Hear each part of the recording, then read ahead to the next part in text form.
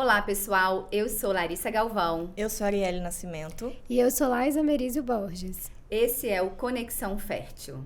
E aqui nós vamos falar sobre fertilidade, cuidado e vida. Sejam bem-vindos e conectem-se com a gente. Bom, então a gente vai começar um novo episódio e esse vai ser um pouco diferente. Como a gente sabe, a gente está às beiras aí do Dia das Mães.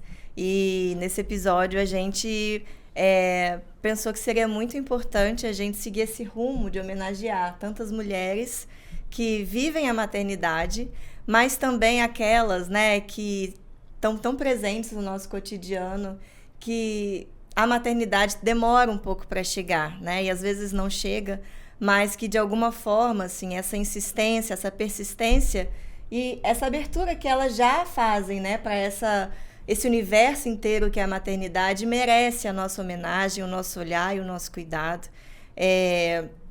A gente sabe que o Dia das Mães, ele não traz sentimentos universais, né? Claro que, de maneira geral, é um dia de muita... É um dia valioso, né? Porque tem as relações e o vínculo, mas isso não é para todo mundo. E principalmente, né, quando a mulher está diante das tentativas para engravidar, mas está tendo dificuldade, acaba sendo um dia um pouco mais ambivalente, talvez, né? Mesmo quando ela, às vezes, quer celebrar, porque ela tem a mãe dela, né, tem os parentes dela, mas também vivencia isso com certo conflito e a gente percebe isso na clínica. Como é que vocês percebem isso no dia a dia de vocês? Bem, lá na clínica, até estou vivendo, né, esse momento, porque estamos próximos do Dia das Mães.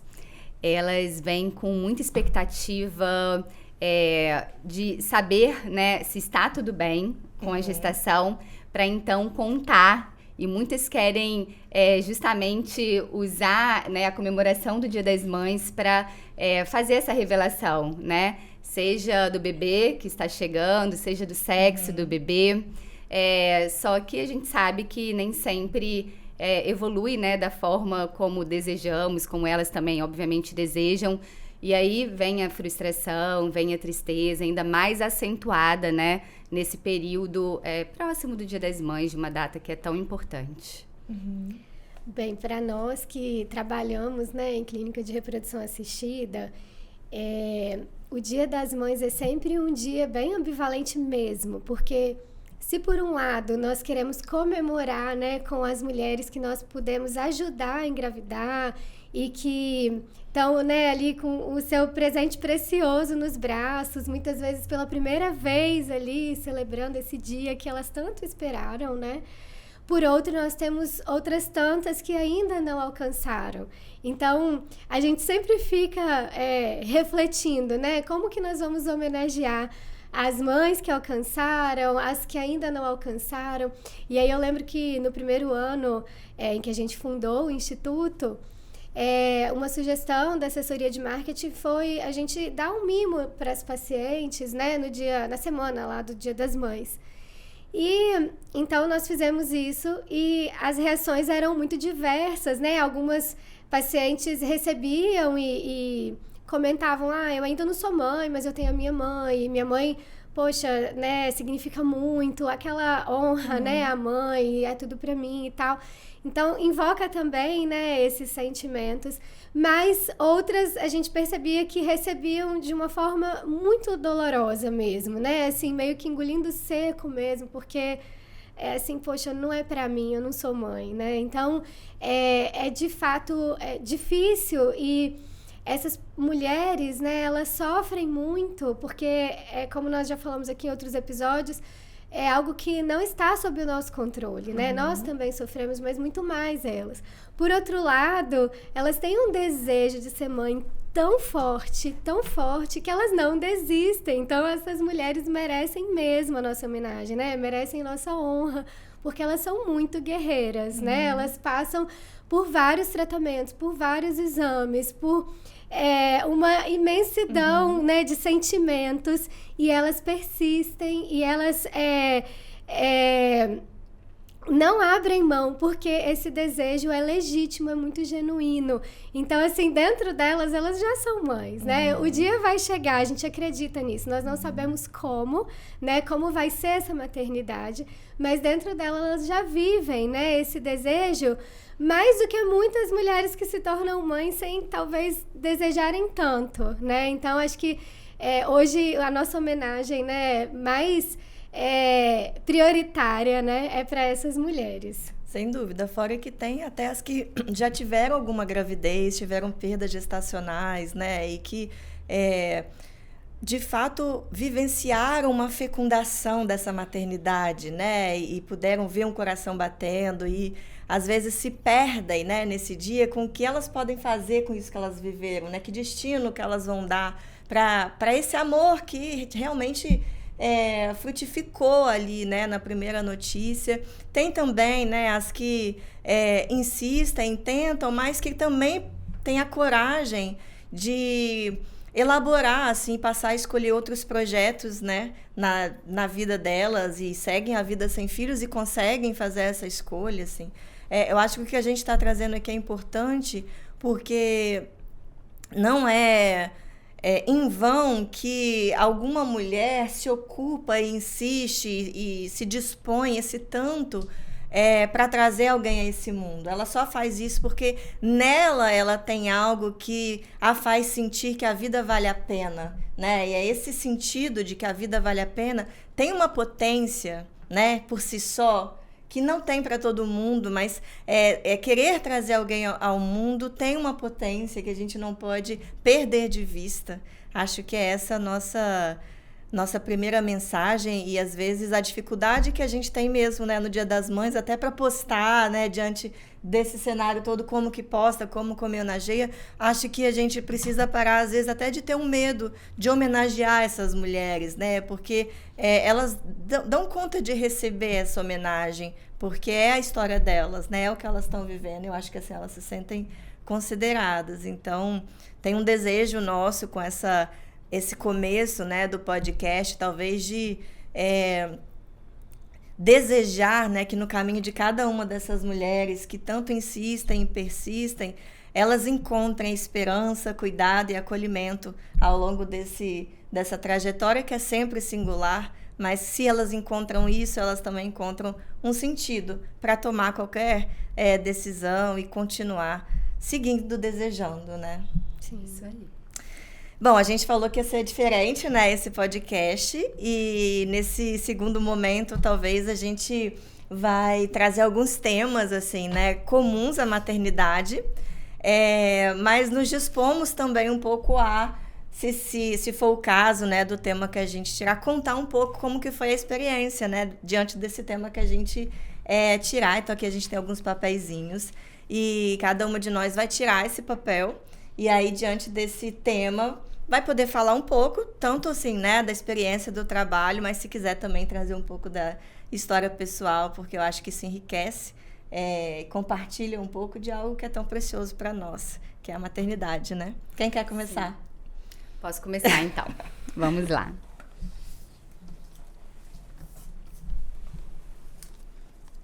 Carreira, trabalho e maternidade. Ixi, já começou pelo final, hein? Uma realidade, né, para nós três. E eu acho que é estar sempre dividida, né? Porque a sensação que dá é que se você tá muito no trabalho, tá faltando em casa, se tá muito em casa, falta no trabalho, que é uma parte importante da minha vida, né? Eu amo a maternidade. Nossa, meus filhos são realmente um sonho realizado na minha vida, mas eu jamais, né, deixaria a minha carreira. Às vezes o meu filho mais velho, 5 anos, pergunta: poxa, mamãe, mas você vai trabalhar de novo? E eu falo: eu vou porque eu gosto, porque me faz feliz. E é tão importante, né, a gente se sentir completa, para estar ali completa para eles também, né? Então, eu deixo isso muito claro para ele, que eu trabalho... Eu não tenho aquela fala, eu vou trabalhar porque eu preciso de trabalhar. A gente sabe que é real, é claro que é preciso trabalhar. Mas eu sempre falo, eu vou trabalhar porque eu gosto de trabalhar, eu gosto de fazer o que eu faço, me faz bem. Inclusive, minha admiração, né, as mulheres que ficam tempo integral com seus filhos, porque não é fácil. Eu falo assim que eu até descanso um pouco no trabalho, sabe? Porque você tá ali com uma criança, né? No meu caso, 2 crianças, o tempo inteiro é bem desafiador. Mas o que? Alguém quer acrescentar alguma coisa aí? Eu Falar acho que sobre esse isso? tema traz um pouco também de culpa, né? Não sei se você vive Sempre. isso, né? Se vocês vivem, mas assim, acho que principalmente no primeiro filho, assim, eu senti mais essa culpa de ter que trabalhar, né? Principalmente quando a gente volta, né? Você fica na licença maternidade, num vínculo com seu filho tão único, assim, você e ele, e aí quando você volta, né, a trabalhar, você quer voltar, porque, né, a gente sente falta. Sim, e isso pra gente é muito precoce, né? Muito. Porque, né, somos autônomas e tudo mais, então é difícil ficar muito tempo fora, Sim. né? Então, no da Maria Vitória, minha segunda bebê, eu voltei com 4 meses, do Filipe com 3, então é precoce, Sim. dói, né? Sim. Mas faz parte, a gente sobrevive, vai levando aí um dia após o outro. Eu senti muito isso, assim, no Felipe, né, no meu primeiro filho, que foi, né, esse momento de voltar ao trabalho e de ter que desamarrar um pouco, né, assim, esse laço, esse vínculo. E aí, toda vez que eu chegava em casa, me dava um sentimento, assim, né, de culpa por não ter ficado com ele, por ter sido outra pessoa, né, que ficou com meu filho. Mas, ao mesmo tempo, eu voltava feliz, porque eu gostava do meu trabalho, né. Então, no início, acho que, principalmente no primeiro filho, é um pouco difícil a gente administrar a todas as esferas da nossa vida, né? E também perceber que há um lugar para cada coisa, né? Dá para você trabalhar e dá para você ser uma boa mãe e sem você estar o tempo inteiro se sentindo culpada, né? Em falta, em débito, que era como eu me sentia nessa época. E aí acabou que eu lembro que eu era muito permissiva, assim, né? Deixava ele fazer o que ele quisesse, porque eu não queria falar não. Porque, poxa, eu já fiquei fora o dia inteiro. Vou ficar falando não pro meu filho? E aí a terapia me salvou e me mostrou que não era por aí, né? Que filhos precisam de limites e tal. E que, muito pelo contrário, ao dar o limite, você dá amor, né? Então, essa compensação, ela era maléfica, né? Então, eu já aprendi pro segundo, né? Quando eu tive a Manuela, eu já não fiquei tanto com esse sentimento. Acho que conciliar o trabalho, né, com a maternidade já foi mais natural, assim, pra mim no segundo filho. Mas é um desafio diário, né, gente? Assim, são muitas demandas, né, que a gente tem e a gente quer ser melhor, o melhor que a gente pode em tudo, né? E a conta não fecha mesmo, né? Vai faltar, né, em algum momento. E a gente também saber que isso é humano, né? A gente não vai conseguir ser perfeito mesmo, né? Acho que a saída para o trabalho, a volta para o trabalho é a grande separação, né? Talvez a primeira grande separação que a gente vivencia, né? Antes eram de horas, talvez, né? Mas de repente é a semana ali que você se distancia. Mas a gente foi vivenciando pequenas separações, né? Porque na gestação é aquela fusão. Mas o parto, né? É a primeira, depois quem amamenta, mas depois tira do peito, enfim. Aí sai um pouquinho, deixa com a tia, deixa com a avó, aí vem a volta ao trabalho. Mas que acho que quando isso é feito, você falou, né, ser uma boa mãe. Acho que a ideia, né, o Winnicott, que é o psicanalista inglês, ele tem esse conceito muito conhecido, mas nem sempre trazido, né, da forma correta. Mas ele fala da mãe suficientemente boa. E ele traz essa ideia para dizer que não é algo também tão difícil assim. Quando essa mãe confia no trabalho que ela está fazendo, que ela é apta, que ela tem condições de cuidar daquele bebê, e cuidar desse bebê atendendo às necessidades de cada momento. Então, tem um momento de ficar, tem um momento também de se separando, claro, dose a dose, né, para que tudo ocorra de uma forma onde o bebê consiga acompanhar.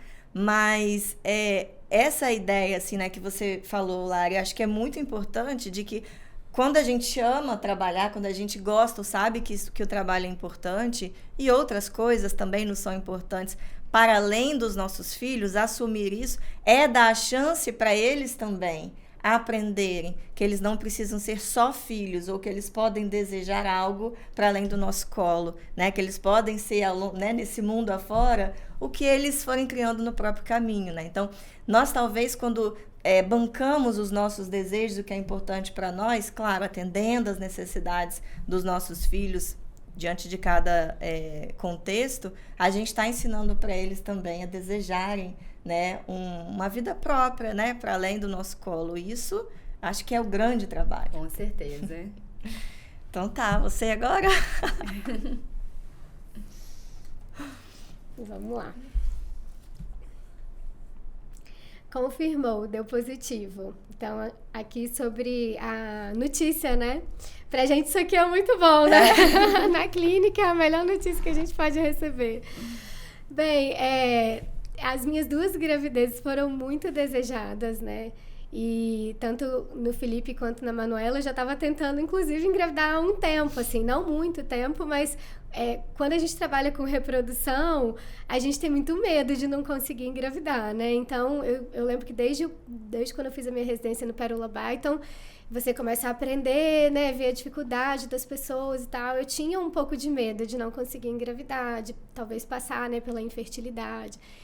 E aí, quando eu comecei a tentar engravidar do Felipe, eu demorei uns 6 meses e já comecei a ficar meio preocupada e tal.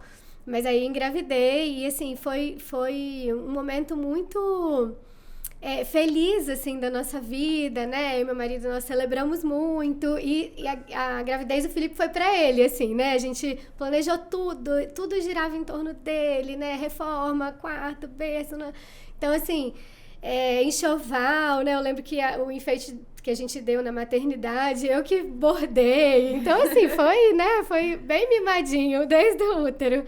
E aí, da Manuela, né, depois o Felipe nasceu e ele era muito agitado, assim, dormia muito pouco. E aí a gente ficou pensando muitos anos, assim, vamos ter o segundo, não vamos ter o segundo. E às vezes a gente animava, depois a gente desanimava. Mas aí quando eu fiz 34 anos, eu falei pro meu marido, olha, ou a gente engravida agora ou eu vou congelar meus óvulos. Eu ficava muito preocupada com isso. E aí ele meio, né, assim, então vamos, né? Eu parei de tomar o anticoncepcional e demorou um pouco, até que no da Manuela acho que marcou mais, porque veio aquele sentimento de ambivalência, assim, né? Quando eu falei pra ele, fiz o teste de urina, mostrei pra ele, né? Falei, olha, eu tô grávida. E ele, como assim? Quer dizer que vai vir outro bebê? Eu falei, uai, a gente não combinou? Não, mas, né? É sério isso? Então, assim, vamos começar tudo de novo. Meu filho já tinha 4 anos, né? Tinha 3 anos, ia fazer 4. Então, da Manuela já foi uma gravidez, assim, que eu já tinha um filho, né? Então, você não é tanto completamente para a gravidez, né? Para o segundo filho. E também, do ponto de vista profissional, foi um período da minha vida que eu estava, assim, muito envolvida com o meu trabalho, com os meus estudos. Então, eu estava fazendo doutorado, então eu desenvolvi a tese. O final da tese de doutorado, ao longo da gravidez da Manuela, eu viajei muito para São Paulo. Eu falo que eu fiquei grávida 2 semanas da Manu, porque eu defendi a minha tese com 36 semanas lá em São Paulo e ela nasceu com 38 semanas. Então, quando a Manuela nasceu, não tinha enfeite para dar de presente, minha mala da maternidade não estava pronta. Inclusive, quem me ajudou a fazer foi a minha obstetra, a doutora Amanda. Então, assim, foi uma correria mesmo, porque ao longo da gravidez dela, né, a gente teve outras coisas acontecendo ao mesmo tempo, né? Então, foram 2 contextos bem diferentes, mas os 2, né, muito amados, muito desejados. Eu me sinto super, super realizada, assim, em tê-los. Vou contar, então, da minha história agora. Bem, meus filhos também foram planejados. Primeiro veio o Filipe. Foi relativamente rápido, em 3 meses eu engravidei e foi tudo bem. E aí, quando ele tinha 2 anos, a gente tomou a decisão de ter um segundo filho, né? E aí, eu comecei a tentar. Eu tentei por 1 ano, sem sucesso. Então, eu tive uma infertilidade secundária. E aí, quando a gente começou a investigar o que estava acontecendo, eu engravidei. E foi uma felicidade sem fim. Eu sempre faço uma surpresa pro meu marido, e fiz a surpresa. E até quem entregou foi o meu filho, mas aí a gestação não evoluiu. E foi super difícil. Eu falo assim que Deus me permitiu viver algumas coisas na minha vida para entender as pacientes, porque médicos e suas manias de achar tudo normal, né? E olha como é difícil passar, né, por uma gestação não evolutiva. E aí continuamos tentando. 5 meses depois engravidei novamente, perdi novamente. Então foi um período muito desafiador. Só depois de 2 anos e meio eu engravidei, e aí veio Maria Vitória, graças a Deus. Mas então os meus positivos carregam muitas histórias, nem sempre felizes, mas faz parte da minha história, né? E eu realmente acredito que depois de um positivo, né, estamos falando sobre isso, somos mães, né? Então eu acho assim, eu penso, né, que eu tenho 2 filhos aqui comigo e 2 filhos no céu, né? E é isso, né? Compartilhando um pouquinho com vocês, né? Tanta gente vive histórias semelhantes. Eu também passei por isso, sei que não é fácil, mas é uma alegria enorme ter os meus 2 filhos aqui comigo, né? Me ensinando aí todos os dias e me proporcionando, né, ser mãe. Sim, é importante, né, trazer essa história que é justamente essa história difícil, faz com que o positivo nem sempre seja carregado de uma satisfação, né? Mesmo quando está sendo desejado e esperado. Porque, às vezes, ele remete a uma dificuldade anterior, né? A uma incerteza difícil de suportar, né? Para muitas mulheres. E engraçado que eu também, né, tive um primeiro positivo, né? Não estava esperando, mas naquele momento, mas sempre quis, né, viver isso. Mas acabei também perdendo, né, esse bebê.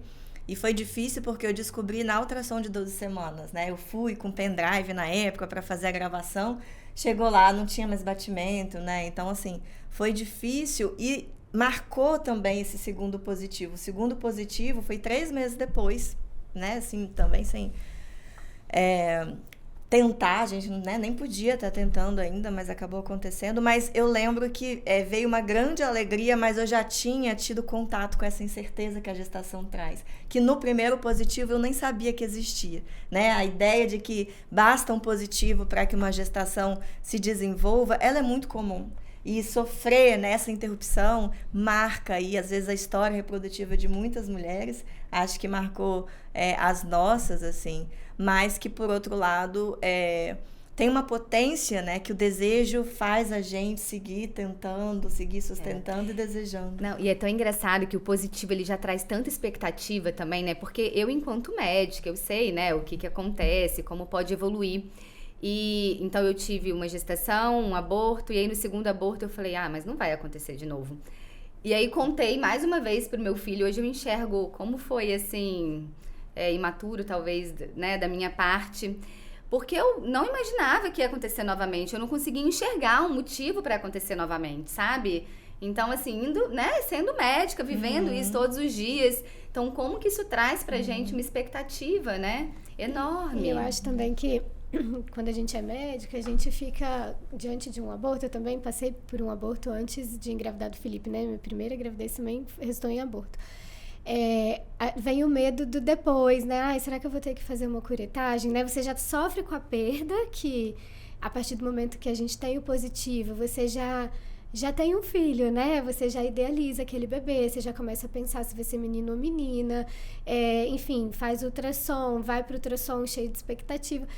Se o coração não tá batendo, é a primeira dor, mas vem tantas outras incertezas, inseguranças, né? Depois, no sentido de, poxa, e agora, né? Como que esse bebê que tá aqui dentro de mim vai sair, né? Será que ele vai ser eliminado? Será que eu vou ter que fazer uma curetagem? Eu tinha muito medo da curetagem. Acho que a gente que é profissional. É profissional, né? É médico, você passa por isso, vê, né, que pode ter cicatrizes, enfim.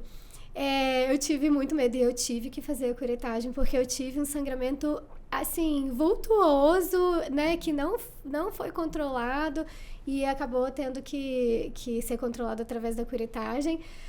Então, assim, parece que você é confrontado, né, com seus medos, com seus maiores temores. Eu lembro quando a médica do ultrassom falou, olha, não tem jeito, tem que fazer uma curetagem, que eu olhei pra minha mãe e falei assim, mãe, eu não quero fazer uma curetagem, né? Tudo que eu não queria era isso. Mas, assim, né, graças a Deus, mesmo tendo passado pela curetagem, a gente sabe que pode dar, mas pode não dar também, né, sequela. Depois eu engravidei e foi tudo bem, né? Eu só tive esse aborto mesmo.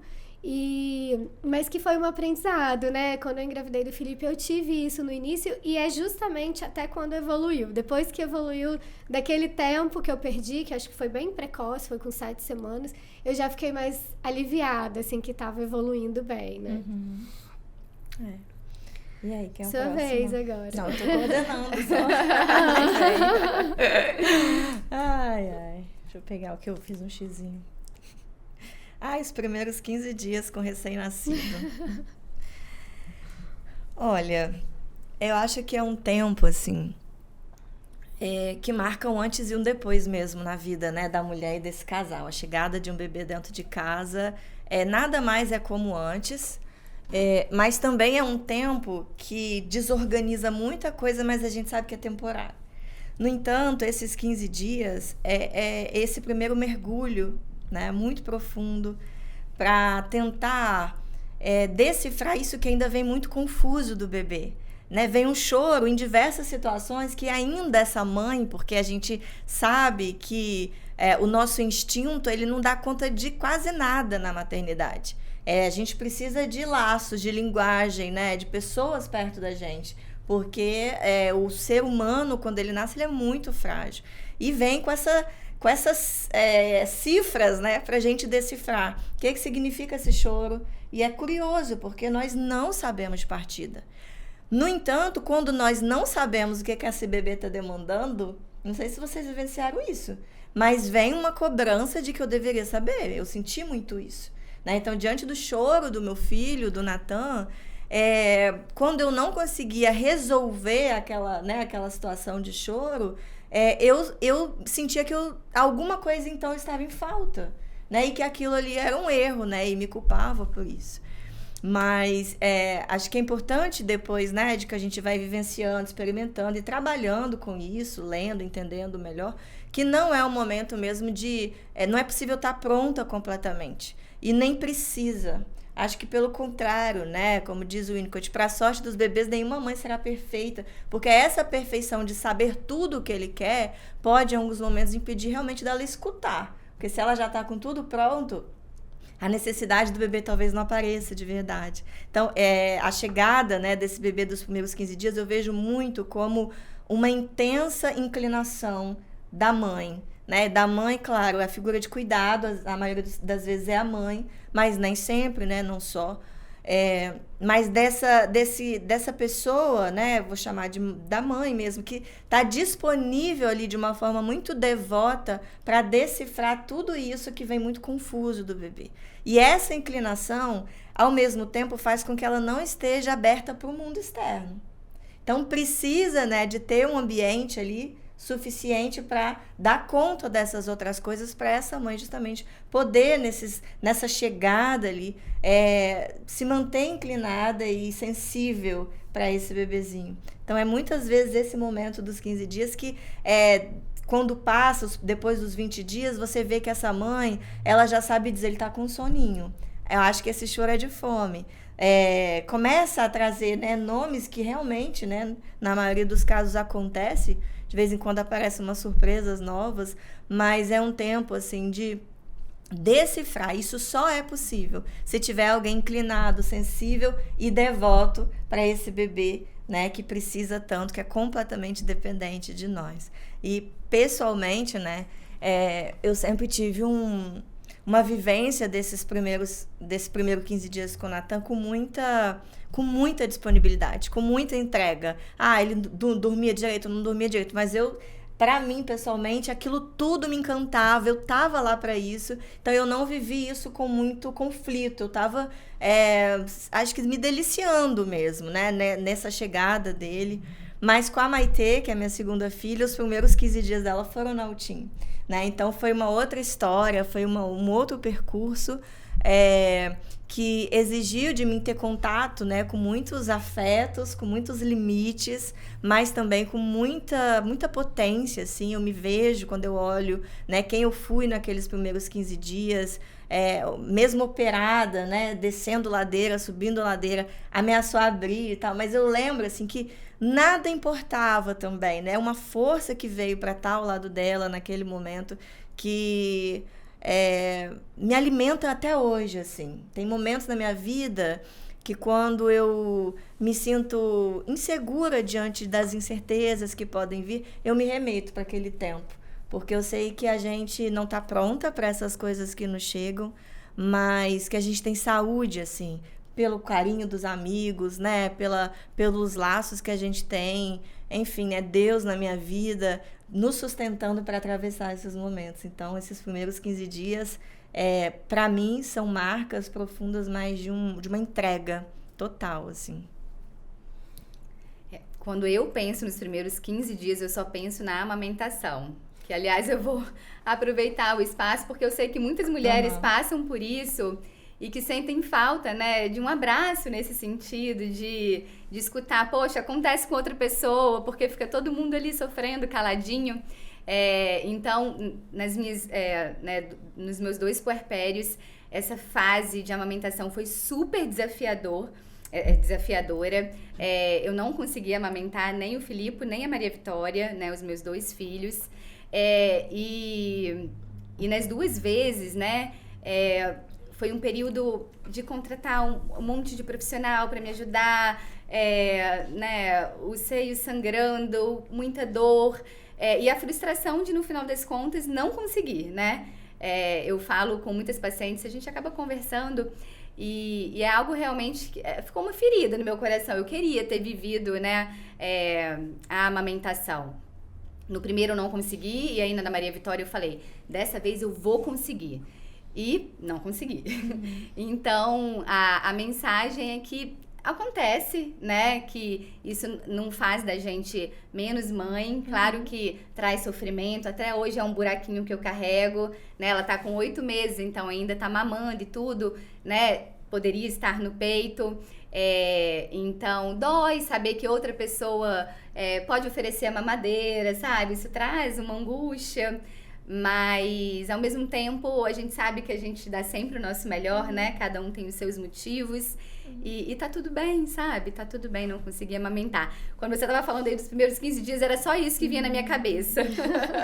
Porque realmente foi muito desafiador e me marcou, né? O desafio do amamentar. Eu acho que é uma fase, inclusive a amamentação, né? Que a gente... assim, percebe muito claramente que a gente não tem controle, né, sobre tudo.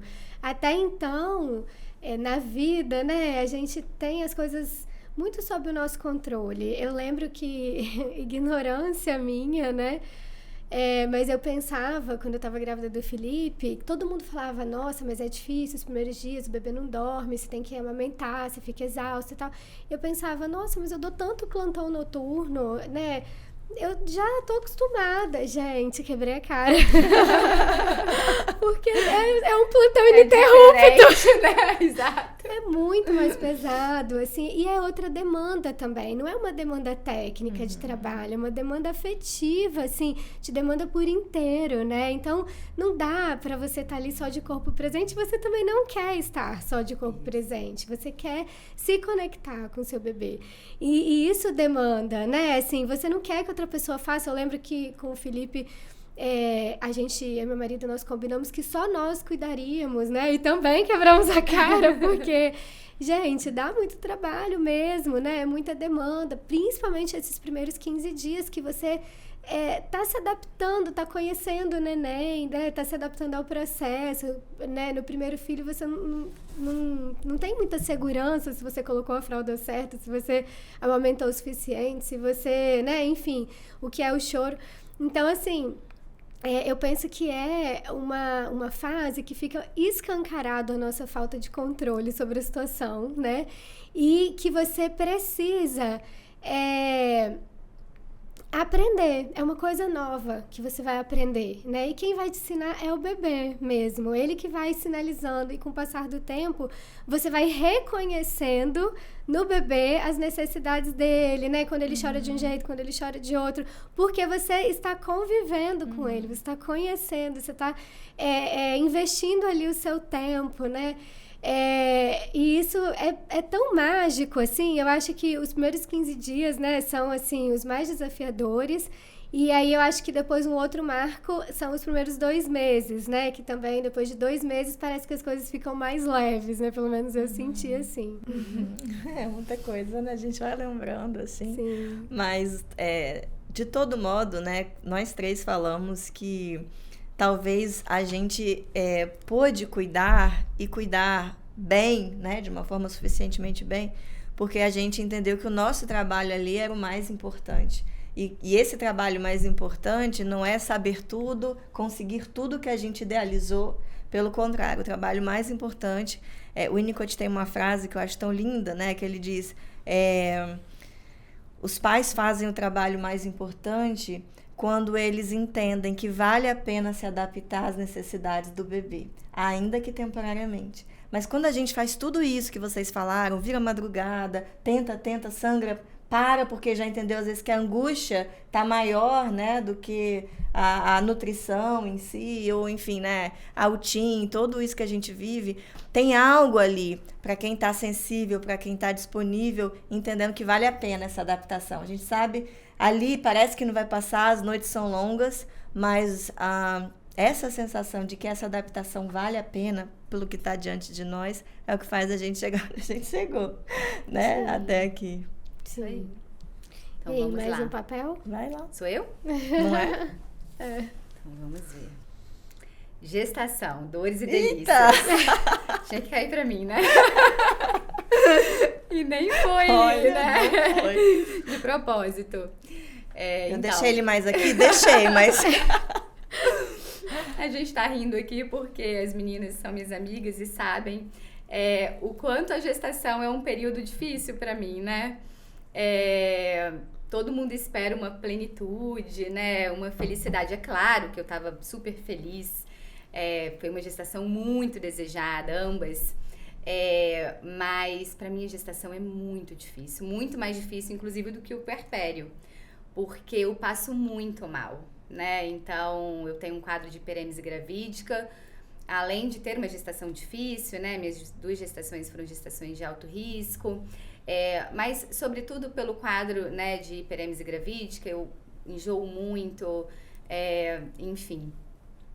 Isso traz um sentimento ruim mesmo, né? Porque eu queria muito curtir, estar ali feliz, plena, e no fundo eu tô, né? Eu tava, porque eu desejava aquilo e eu passaria, né, para ter os meus 2 filhos quantas vezes fossem precisas. Mas eu me sentia muito mal na gestação, não tinha uma posição confortável, não tinha um momento que eu estava bem, me sentindo bem. Então, a gestação para mim é muito desafiadora. E mais o que eu posso contar da gestação? Além de ser muito desafiadora.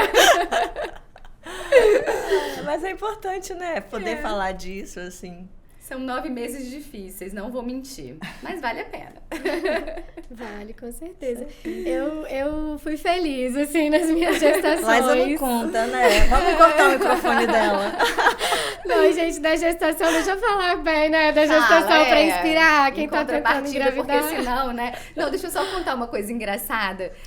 Quando eu tava grávida, inclusive, eu fui uma vez na farmácia passando muito mal.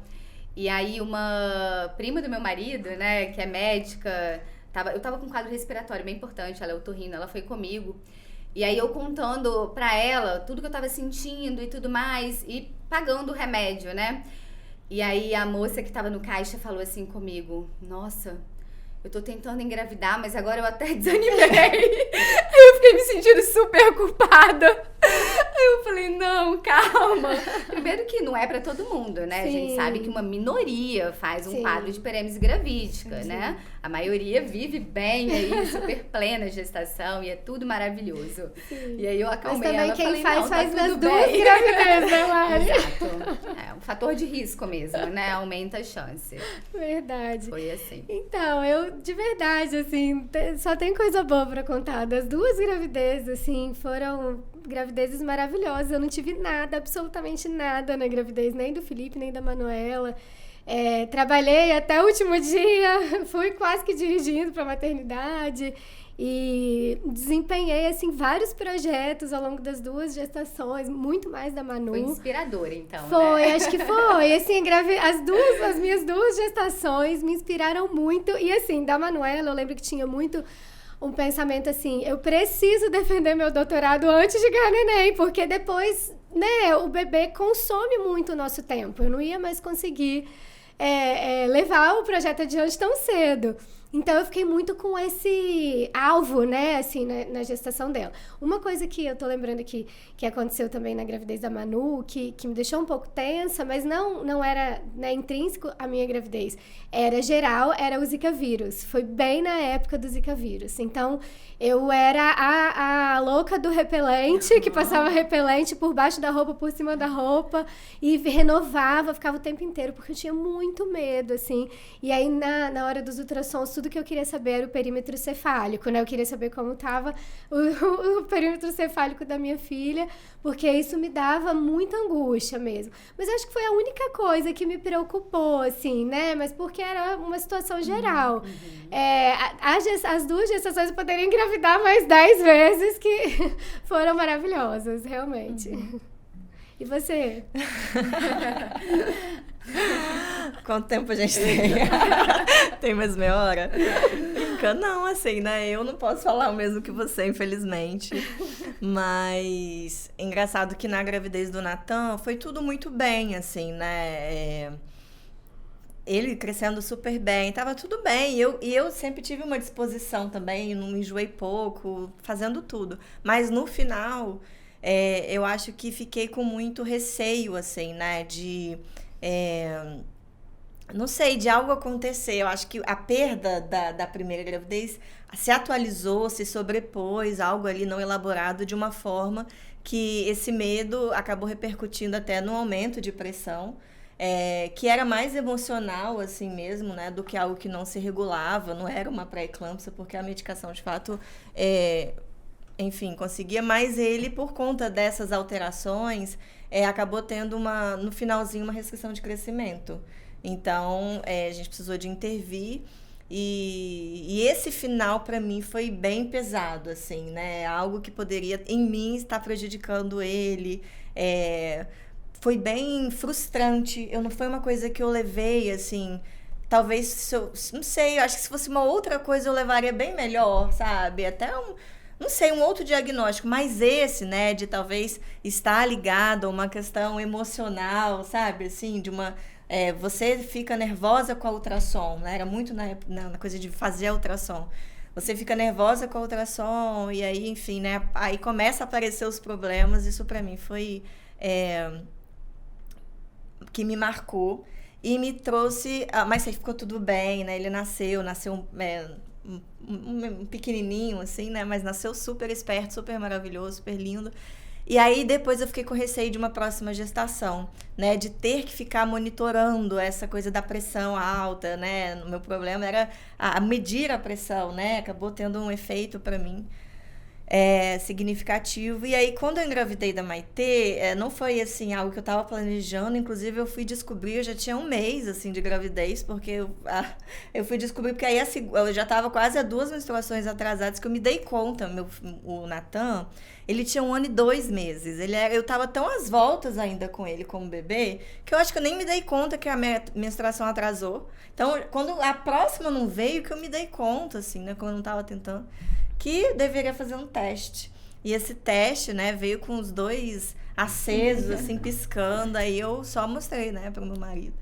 E aí, a alegria, assim, né, disso ter acontecido sem precisar de eu tomar essa decisão me tomou, porque eu acho que eu ia ter medo de dizer eu quero tentar e viver, né, enfim, algumas questões. Mas, por outro lado, eu precisei, né, de viver essa aflição, né, que eu tinha de ficar tudo bem, de ficar controlada, assim, né, que foi uma coisa importante, e aí acabou que ela teve uma restrição muito importante, com 30 semanas de gestação, ela já apresentou aí, né, uma diminuição mesmo, e precisamos de acompanhar muito, assim, né, esse final de gestação, ultrassom de 3 em 3 dias, era muito nervoso, gente, que passava, porque, assim, sempre eu ia, mas a mensagem do médico, que era um ótimo, assim, ele falava assim, dá para aguentar mais 3 dias.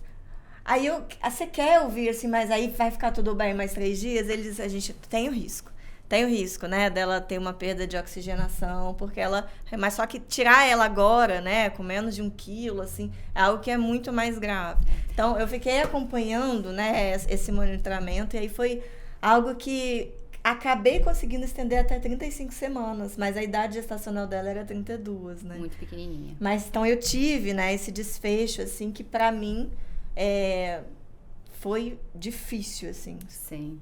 Esse acompanhamento de uma restrição de crescimento fetal é realmente desafiador. Porque, primeiro que a mulher vai ali no ultrassom sempre com a expectativa de melhorar, né, aquele padrão de crescimento.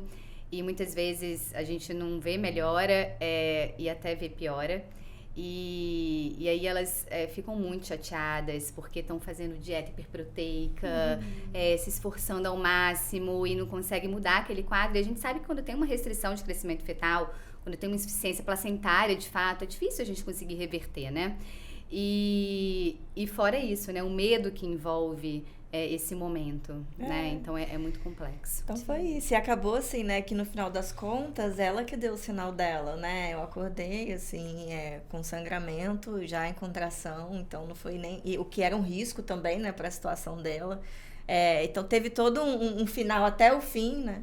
Mas assim, no fim, ela nasceu tão bem, sabe? Ela nasceu pequitiquinha, 1,5 kg, mas não precisou de aparelho, não precisou de nada, respirando super bem, uma neném super bem. A gente ficou na altinha para esperar ela ganhar o peso, a gente não teve intercorrência nenhuma. Hoje, ela é tão saudável, sabe? O meu filho fica mais doente do que ela não fica doente, super crescida, assim. Então, eu acho, assim, são coisas que é importante a gente falar aqui, que a gente está vivendo. A gente não está falando um pouco da nossa experiência só para contar caso. Eu acho que é porque a gente está podendo também dizer de como que essas histórias realmente nos marcam, de como que ninguém sai ileso dessas experiências que nos tocam com a maternidade, com as perdas, com as dificuldades, com as prematuridades. Nem nós demos marcas, mas é claro que quando a gente pode dizer, quando a gente pode cuidar, quando a gente pode falar disso, a gente pode elaborar, a gente pode dar sentidos para isso, saímos então do lugar de uma impotência, de uma marca ruim, para uma potência, né? Eu tô com essa palavra hoje aqui no podcast porque a maternidade para mim traduz muito isso, assim, o tanto que a gente não pode quando tem, né, uma questão da gestação, enfim, mas o tanto que a gente pode, e a gente pode muito, né? Eu acho que isso é uma coisa muito bonita da maternidade, né? E assim, sem dúvida, a maternidade é a experiência mais transformadora que alguém pode viver, né? Não há nada mais transformador na vida do que a maternidade. Você, desde o início, né, gerar uma vida dentro de você, né? Você ter um vínculo ali com essa vida tão próximo, né? De dependência, de troca, de afeto, né? Uma extensão de você. E depois você vê essa vida crescendo, né? E todas as fases que agora a gente já vive, dos nossos filhos mais velhos, e nos ensinando a cada etapa como ser mãe, né? Que na verdade é isso, é um ensino, mas também é um aprendizado contínuo. Sim. Verdade. Temos um último, querem puxar ou não? Já até sei que Parto e o grande desencontro. Bem,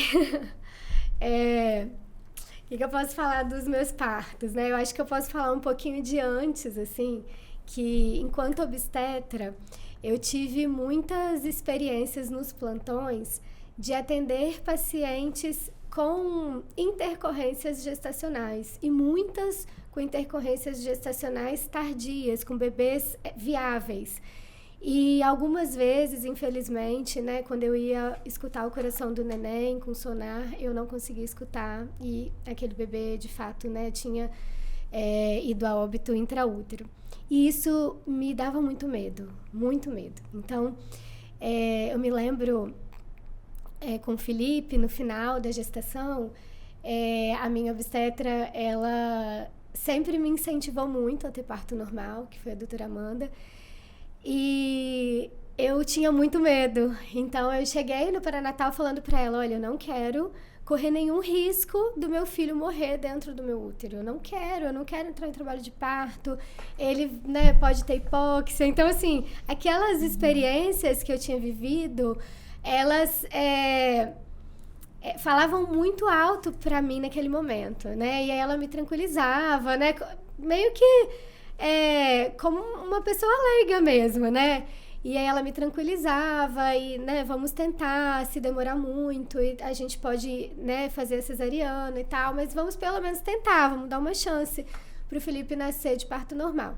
E aí eu, né, falei, então tá, então vamos tentar, mas eu quero monitorar. E aí eu fiquei com o sonar, né, no trabalho de parto, escutando os batimentos e, né, vendo se estava tudo bem, porque só daquela maneira eu me sentia segura. Acho que esse foi o momento, assim, mais desafiador para mim, no sentido de, assim, eu vou ter coragem, né, de correr esse risco mesmo, diante de tudo que eu já vivi, que eu já vi, mas, né, sempre muito amparada também por Deus, e pensava assim, se não fluir é porque não é para ser, né, se meu colo não dilatar e tal, é para eu fazer cesariana.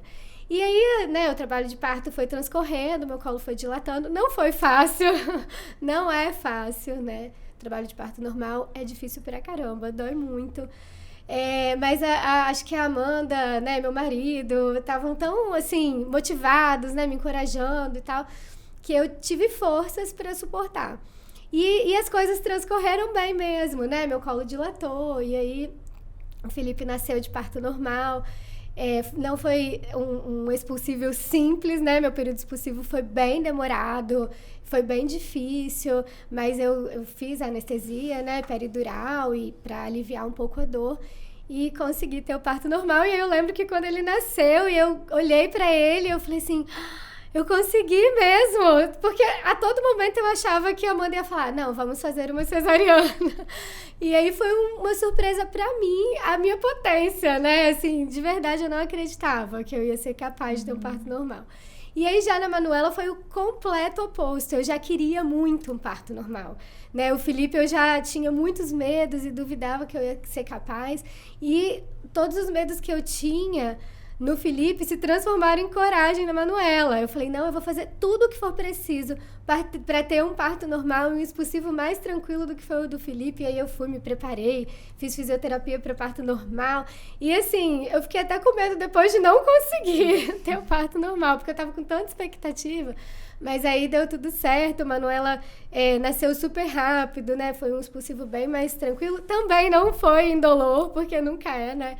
Mas eu acho que valeu a pena tentar, sabe? Assim, eu ter me dado essa possibilidade, e agradeço a Amanda, sou eternamente grata, assim, por ela ter acreditado em mim antes de mim, sabe? Eu acreditei depois, ela acreditou primeiro. E aí, acho que eu não falei na hora que você falou da amamentação, né? Mas enquanto do Felipe o parto foi mais difícil, a amamentação foi maravilhosa. Amamentei ele super bem, não tive nenhuma mastite, porque ele mamava bem. O da Manu foi o contrário, né? O parto foi mais tranquilo, mas a amamentação foi bem difícil. Ela mamava pouco, assim, então sempre tinha sobra, e eu tive 7 mastites. Eu tive uma mastite por mês, eu lembro, assim, do meu sofrimento, dos bancos de leite, né, pra ordenhar. E Eu também, com a tese do doutorado, com 2 meses, fui apresentar a tese do meu doutorado na Finlândia, né? No Congresso Europeu de Reprodução Humana, e fiquei muito dividida. Ela tinha 2 meses, eu estava amamentando exclusivamente, assim, gente, vou, não vou, vou, não vou. E aí eu fiz um voto de que eu não ia dar leite industrializado para minha filha. Então eu fiquei, ela não acordava à noite, Manuela dormia muito, ela dormia mamando, ela dormia a noite toda. Mas eu acordava para tirar o leite. E aí pasteurizei o leite, deixei tudo congelado para no período em que eu fosse viajar, ela mamar leite materno, né? Deu certo parcialmente, no final ela acabou usando leite industrializado, eu fiquei super mal também. E também diminuiu, lógico, a produção do meu leite, porque eu fiquei lá 1 semana. Então, isso foi uma coisa que me deixou chateada também. Mas aí, quando eu voltei, eu ainda consegui amamentar até os 7 meses, mas com muita luta. Foi muito difícil a amamentação dela. Então, assim, nenhuma gravidez, nenhuma experiência, né? É igual mesmo, né? Cada um com a sua experiência, com a sua particularidade. Então, eu aprendi bastante com isso também, porque quando ela nasceu, eu pensei, agora amamentar é fácil, já sei, né? Amamentar é tranquilo. E não foi, né? Foi bem difícil. Então, eu também vivi esse medo, né? Eu também sou obstetra de formação e a gente traz mesmo esse medo, sobretudo do período da residência, né? Que a gente está atuando ali num serviço do SUS, que infelizmente muitas vezes não tem uma assistência adequada e a gente vê mesmo os desfechos negativos. Eu falo que a gente paga um preço alto nesse sentido, em todos os sentidos, né? Sim. Porque foi o que você falou, o medo de não engravidar, porque viveu, né, isso na sua residência no Pérola, em reprodução, depois o medo das intercorrências durante a gestação, o medo do parto, então a gente carrega isso e é bem ruim. O desafio é administrar, né, e não deixar interferir na nossa gestação, na nossa experiência pessoal. Acabou que eu tive 2 cesáreas, porque minhas gestações são de alto risco e eu não tive realmente opção. E uma coisa que a Ari pontuou, que eu queria até comentar, que é muito real, na gestação do Filipe, que foi tudo bem, eu engravidei super tranquila e tudo mais, eu não tive esse medo do final. Depois que eu tive, né, 2 anos e meio tentando engravidar, com 2 abortos, o final foi muito difícil, porque parecia que a qualquer momento ia acontecer alguma coisa e eu ia perder aquela menina que foi tão sonhada, tão desejada, e eu não vivi essa angústia na gestação do Filipe. E aí, no final das contas, eu também tive uma restrição de crescimento fetal, e no final das contas eu fui para uma cesariana com 38 semanas, ao contrário do Filipe, ela não foi prematura, e deu tudo certo. Eu assim, né, pessoal, falando de mim mesma, eu nunca tive o sonho do parto normal, então não é algo que me machuca. Eu tive 2 cesáreas lindas, as minhas médicas foram maravilhosas e deu tudo certo. E o que você pontuou também, né, Laisa, a maternidade, na verdade, é uma perda total de controle, né, porque a gente não sabe quando a gente vai engravidar, se a gente vai engravidar, o que está por vir, né, quem vem pra gente, como serão esses filhos. Então, é viver mesmo, é o dia após dia que vai nos ensinar. Sem dúvida, acho que é topar esse arriscar-se, né, para seja lá o que for, quando você tenta engravidar, né, que vai vir um filho possível, não vai vir um filho que a gente idealizou. Mas é justamente quando a gente topa, né, e eu fiquei pensando que talvez o mais desafiador da maternidade, que é isso que você está trazendo, é também o mais bonito, sabe? Porque quando você estava falando do seu doutorado, eu me lembrei, né, que os meninos estão na semana de prova, especialmente o Natan, que já está no 4º ano. Então, assim, eu tinha tanta coisa para fazer essa semana pelas manhãs, mas eu estava lá estudando com ele e vivendo. Eu até brinco, né, que eu estou matriculada, inclusive no 4º ano, no 2º ano. Porque você vive aquilo, né? Você vive a expectativa do seu filho de querer fazer uma boa prova, você administra essa expectativa. E aí eu fiquei pensando, assim, né, com isso que você está falando, e talvez isso seja realmente o desafio da maternidade, a gente ter que dar conta de todas essas necessidades dos nossos filhos, mas é o mais bonito porque é aí que a gente entende o valor que tem a gente topar viver uma vida para além do nosso propósito ser só o nosso, né? É viver algo assim, para além de nós mesmos o tempo todo. Então é viver algo para além de nós o tempo todo. É você querer ver uma série e não dá. Você tem que fazer o menino dormir, tem que estudar com o menino. Você quer... Não dá. E o tempo todo tem uma riqueza nos ensinando a gente a ser além, né, dos nossos... de si mesmo, né? De um egoísmo, assim. Então, tem um valor e um aprendizado o tempo todo para a gente também não se perder, né, nessa história toda. E é essa dança, né? Bonita aí. Desafiadora, mas que vale a pena. E o quanto que a gente também se preocupa em ser melhor, né? Porque você tem que ser exemplo, porque você tem que ensinar, então você quer aprender mais daquilo, você quer educar bem, então você quer saber quais são, né, as formas de educar melhor o seu filho. Então, acho que a maternidade também nos torna pessoas melhores mesmo. Isso não é só uma frase, né, assim, solta. É verdade mesmo, né? Porque você busca ser melhor, porque você quer que seu filho tenha uma boa referência de vida, né? Até em pequenas coisas, né? Exemplo, se alimentar melhor, para o filho se alimentar melhor. Porque a gente sabe que falar não adianta, exatamente. Né? O exemplo. Levar para fazer atividade física, né? Isso. Mas fazer também a atividade junto, né? Deixar eles verem a gente fazendo a atividade, se alimentando bem, enfim, hábitos, né, nocivos, evitando. Então, assim, de fato um lançamento, né, que a gente faz, assim, a gente se lança a muitas coisas desconhecidas, mas maravilhosas, assim, que nos tornam cada vez melhores mesmo, né? E é isso, né? Eu acho que vale a pena, e valerá a pena para quem está tentando, né, e que vai viver essa experiência. Acho que fica a nossa homenagem também. Feliz Dia das Mães, tá? Pra nós. Feliz Dia das Mães. E pra vocês. Então tá. O nosso podcast, então, fica por aqui. Se você gostou desse conteúdo, curta, compartilhe e siga-nos para aprofundar os seus conhecimentos em fertilidade.